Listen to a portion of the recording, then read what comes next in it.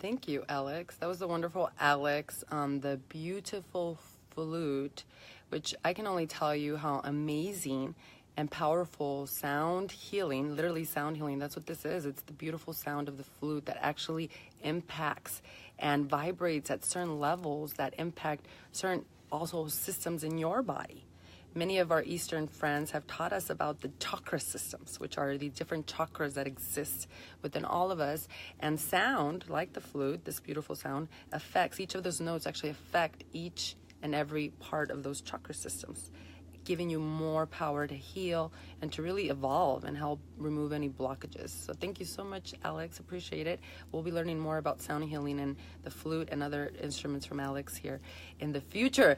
But Veronica's back, and I'm so excited today because today I want to get real authentic and real and share with you all a very important event or a very important part of what has really been taking part of my life in the last few years that perhaps may help you in what you may be going through, especially when it has to do with mental illness. So what do I mean by that? It is not like a mystery. It's not something secret that we do all know that mental illness is rampant, especially in this world in today's day and age.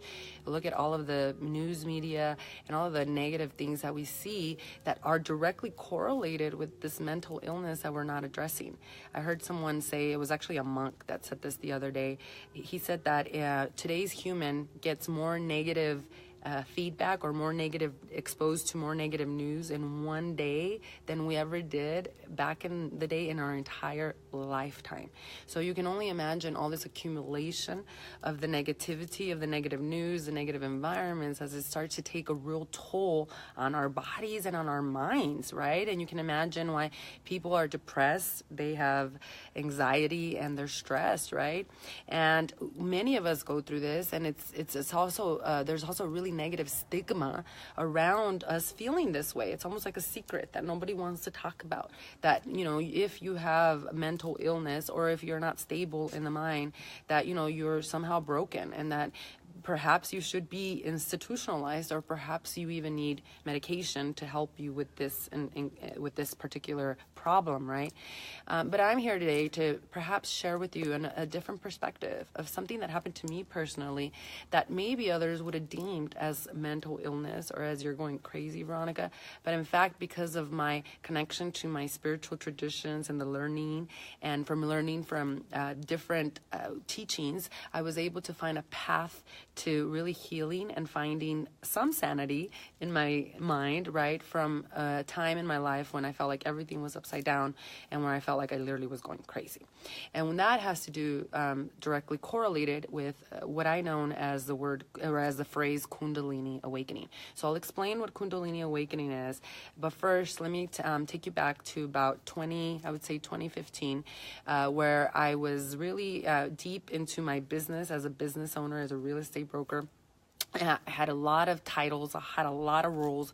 I was president of this board of director. I had founder of that, you know, very, very involved.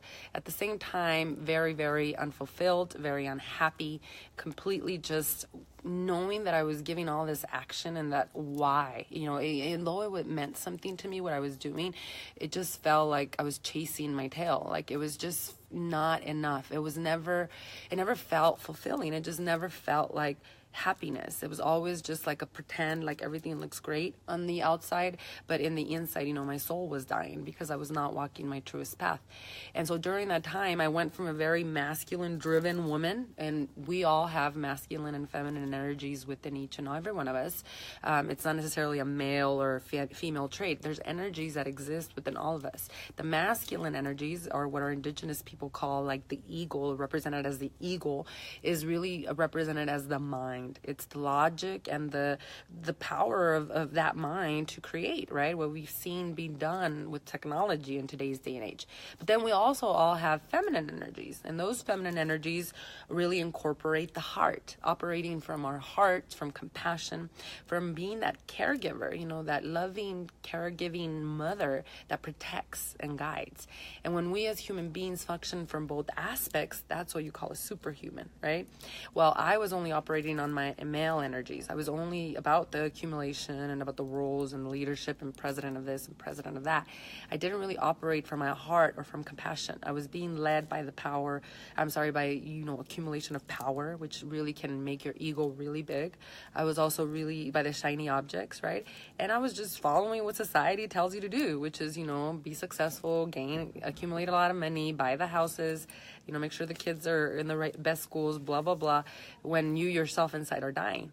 So for some reason for me in 2015, something woke up, and it was maybe because I was so unhappy with life in general, and there were a lot of negative things happening within the organizations that I was even part of, because there was a lot of politics, as you guys all know this, and I was completely fed up and tired of it.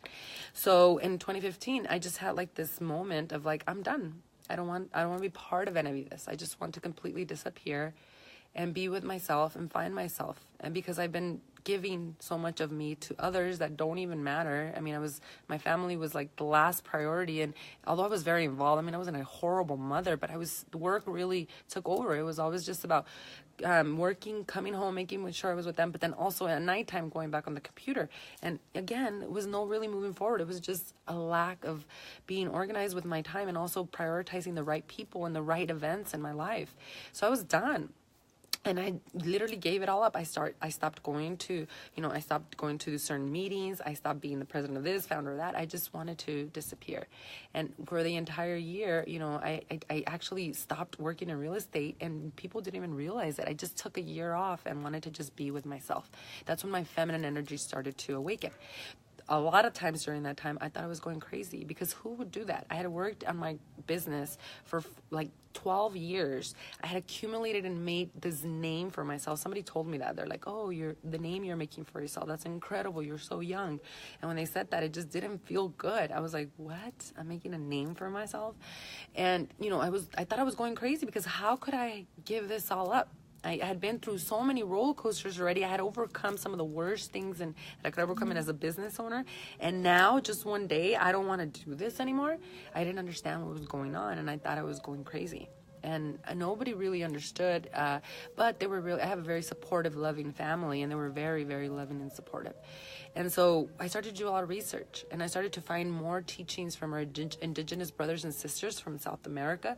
And I remember reading an article about how they treated mental illness, how in tribes, especially back in the days, hundreds of years ago, if somebody was showing any symptoms of, anxiety, stress, or any type of what we call now mental illness, instead of the tribe shunning the person and putting them in a corner or feeding them with some pill, right? The tribe became very, very supportive. They filled the human being with love and compassion, not judging or putting the human being in a different box.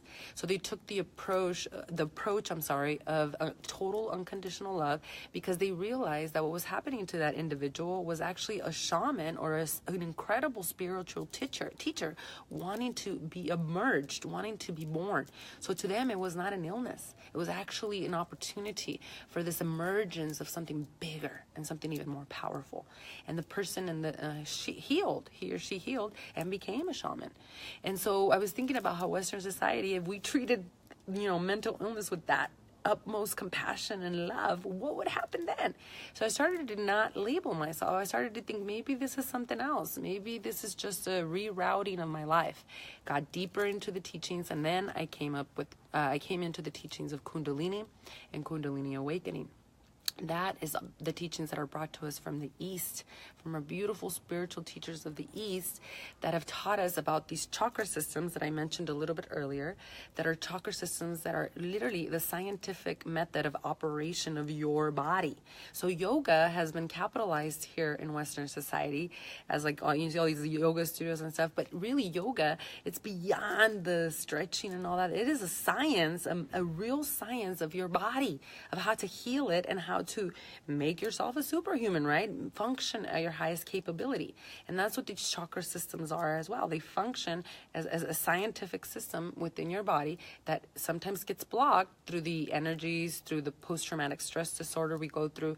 Perhaps we also, sometimes it's just through our bringings and environment, things that build up.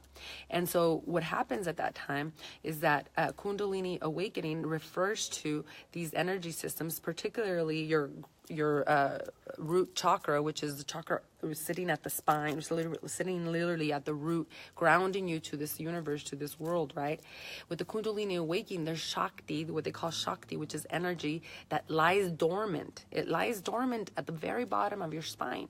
And so sometimes through big challenges, adversity, sometimes it's even through pleasure, sometimes it's just accidental, this Shakti energy actually awakens. And it literally, think of it as like abrupting from the root chakra all the way to the top, right? And when that happens, it can create serious symptoms of you feeling like you're going mad, like you're going crazy, right? Like something is wrong. Some people have incredibly beautiful experiences. They have experiences of seeing only beautiful spiritual teachers or masters, right? Or complete Zen, because seeing butterflies, which for when I was going through that in 2015, the first portion was kind of like shocking. It was kind of like, and I'm not saying I had a full Kundalini awakening. I feel that what was going on was that through all the meditation I was doing, through all of what I was being exposed to, the darkness and the things in the business world and all of that, I was like so fed up and tired. All of that was an accumulation, and all of a sudden I feel like it sparked something in me that said, no more. No more will you do this. And there was a lot of other things that were going on in my life, like my mom, who's super young and healthy, all of a sudden almost dying. So my psyche, my consciousness was kind of in shock. It was in complete shock. And so instead of labeling myself as I'm crazy, I started to research about this Kundalini awakening. I started to research about our indigenous teachings. And I ended up going to Peru and working with shamans and with their medicinal plants, ayahuasca, which I'll be doing a video on that also here very soon. I did one on Instagram here earlier today, Veronica Berrigan I am. You can go find me over there and watch it. But I will be doing one specifically on ayahuasca, which is the most incredible alchemistic experience I had in my life. It is what saved my life. It is what saved the life of my son, of my husband. It is what helped them really go through and push through some of the most serious things in their lives. Mother ayahuasca is a divine feminine protective energy that really is that a chemical tool that's available to all of us to heal. But for me during that time, instead of labeling myself as I was going crazy, I did other work. I did spiritual work. I did meditation. I really changed my ways. I prioritized with those that loved me already. And that's what brought me my restabilization.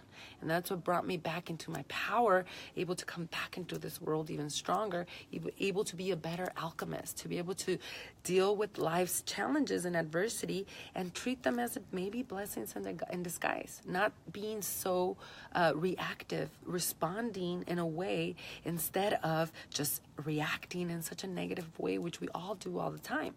So what I want to share with you all is that if you're going through some type, and I'm not a doctor, so you may be taking some type of medicine or some type of pills to help you stabilize your energies. So if you are, this is not me telling you to stop. What I am offering is just other maybe perhaps paths that you can research, like the teachings of our indigenous teachers, or like in South America, or perhaps Kundalini. What is Kundalini awakening? Some of the great resources that you have are Yogananda, a teacher from the East, came from the East and really shared the beauty of yoga and the science of our bodies. He wrote a book called Autobiography of a Yogi. Many incredible people that have done incredible things in this world, like Lennon from the Beatles and like even Steve Jobs from Apple, this was their Bible. This is what they worked and studied from. And for many of you that might be afraid of religions or anything like that, Yogananda was actually a huge follower also of Jesus Christ. So it's not about one or the other. It's about using the wisdom of all of them and not trying to put yourself in a box. This is why it's so beautiful. So Yogananda and the Autobiography of a Yogi is a great research for all of you. There's several other things out there that you can research and really get in touch with the Kundalini energy. There's yoga studios that offer that particular type of breath work. We're going to be offering that at Satori Spiritual Center here in the summer. And you can also join beautiful experiences and workshops. You can come join us at Satori Spiritual Center. We do a monthly Satori experience for this divine feminine to help with the movement of energy through your system, through that Kundalini that we're talking about, which gets stuck again through that post-traumatic stress disorder that we have because of all the healing we need to do, not only from current shit we go through, but also through the intergenerational wounds we've been through. That's the stuff we got to deal with. So you got to do the inner work. You got to show up, and you got to prioritize yourself. You got to prioritize your professional and personal development before you do anything else. So if you're going through some kind of stress, overwhelm, and anxiety, get on the internet, talk to people. Feel free to reach out and private message me as well. Prayer requests, whatever it is that you may need. I am here to assist, because I'll tell you what, there is a beautiful light at the end of the tunnel if you don't let others judge you, and if you yourself learn to be courageous enough to face your own demons, to face your own inner darkness, so you can get out there in this world and really be at your highest potential. Thank you so much for being part of my existence and for joining today. If you're watching this replay, of course, share with your friends, family, anybody that may be going through, because let me tell you, everything happens for a reason. And if you have faith, you'll be shown that reason a lot quicker. So surrender, my friends. Namaste, beautiful souls. Join me soon.